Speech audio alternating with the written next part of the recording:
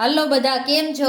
મારી યુટ્યુબ ચેનલમાં તમારા બધાનું સ્વાગત છે। આજે આપણે રસોઈનો પહેલો જ વિડીયો બનાવી રહ્યા છીએ અને આજે છે બીજ। એના માટે આપણે ફરાળમાં અત્યારે સાબુદાણાની ખીચડી બનાવવાના છીએ। તો એના માટે તમારે કઈ કઈ વસ્તુ જોશે પહેલાં તો આપણે અહીંયા તમે જોઈ શકો છો મરચાં કટિંગ કરેલા છે, આદુ છે, લીમડો છે, કોથમીર છે, પછી આ બટેટા છે અને આ સિંગદાણા છે અને અડધીથી પોણી કલાક આપણે સાબુદાણા પલાળી અને નિતારી લીધા છે તે છે બરાબર। આટલી વસ્તુ તમારે સાબુદાણાની ખીચડી બનાવવા જોશે। તો હવે આપણે મીડિયમ ફ્લેમ ઉપર ગેસને શરૂ કરી અને એક તપેલીમાં તેલ મૂકેલું છે। જે આવે એટલે આપણે સાબુદાણાની ખીચડીનો વઘાર કરીશું। તો આપણી સાથે બન્યા રહેજો। તો તમે જો ફરાળમાં જીરું ખાતા હોય તો 2 દાણા જીરું નાખીને તમે જોઈ શકો છો તેલ આવી ગયું છે। તો પછી એમાં હવે આપણે લીમડાના પાંદડા એડ કરીશું, એમાં હળદર નાખીશું, પછી એમાં મરચાં નાખીશું જે વઘાર કરી રહ્યા છીએ એમાં, પછી અદરક નાખી દેવાનું છે,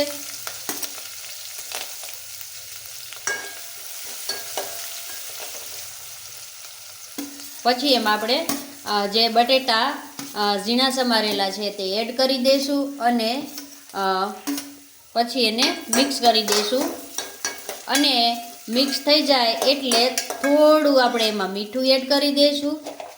તમે જે પ્રમાણે ખાતા હોય એ પ્રમાણે મીઠું એડ કરી દેજો। પછી આપણે સાબુદાણા જ્યારે એડ કરશું ત્યારે પણ ફરીથી મીઠું એડ કરીશું।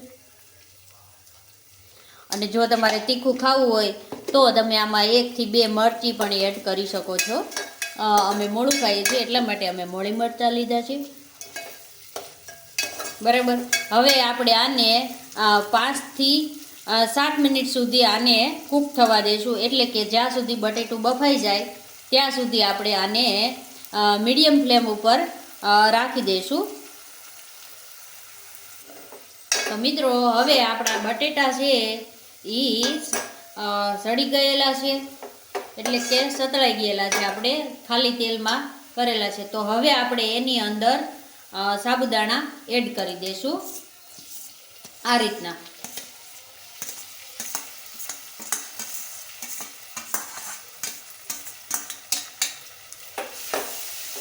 સાબુદાણા એડ કરીને આપણે થોડી વાર એને હલાવશું હળવા હાથે।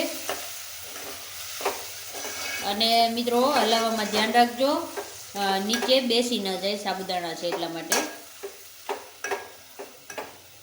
હવે એમાં આપણે થોડી ખાંડ એડ કરી દઈશું,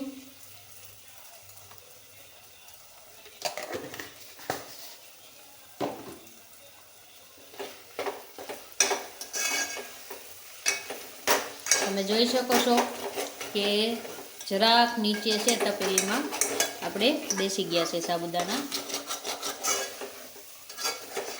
તો આ રીતે હલાવતું રહેવાનું છે।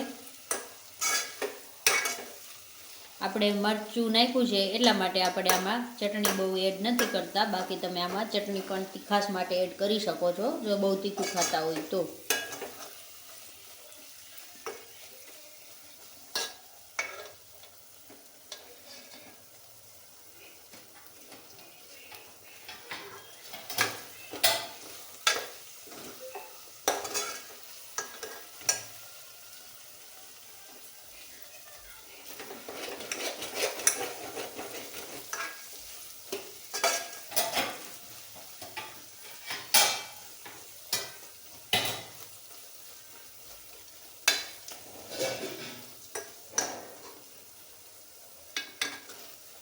હવે મિત્રો જોવાનું છે તમારે કે સાબુદાણા ને બધું મિક્સ થઈ ગયું છે અને સાબુદાણા તમારા થોડા પાણી કલર જેવા થવા મળશે, જેવા બફાશે ને એવા પાણી કલર જેવા થતા જશે। જો તમને દેખાઈ રહ્યા છે, જ્યારે આપણે પલાળેલા બધા હતા ત્યારે એકદમ વ્હાઈટ હતા અને હવે જેવા ગરમ થશે અને ચડવા આવશે એવા તમારા પાણી કલર જેવા સાબુદાણા થઈ જશે।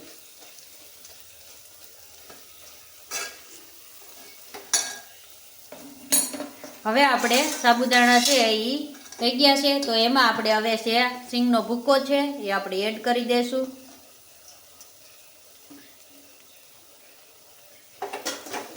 પછી એને ફરીથી આપણે મિક્સ કરી લેશું.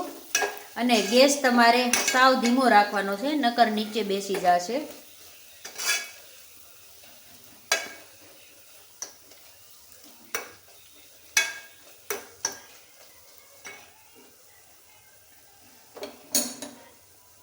હવે આપણે એમાં કોથમીર એડ કરી દઈશું. આપણે થોડાક ધાણા વધારે લીધેલા છે, ઘરના છે એટલા માટે, અને દેશી પણ છે એટલે સુગંધ સારી આવશે. હવે તમારી સાબુદાણાની ખીચડી બનીને તૈયાર થઈ ગઈ છે. આપણે હવે એને એક ડીશમાં કાઢી લેશું. ગરમ ગરમ છે એટલે માટે